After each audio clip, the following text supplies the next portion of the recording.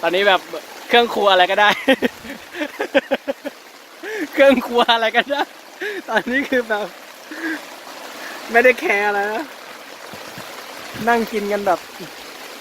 ฝนก็กระหนกกระหน่ำนี่ดูรองเท้าผมยังอยู่ตรงนั้นอยู่เลยเฮ้ยไม่ได้นี่ชีวิตแม่ถามว่าถ้าฝนตกนอนไงลูกอย่างนี้แหละนี่คือคำตอบ แม่นี่คือคำตอบ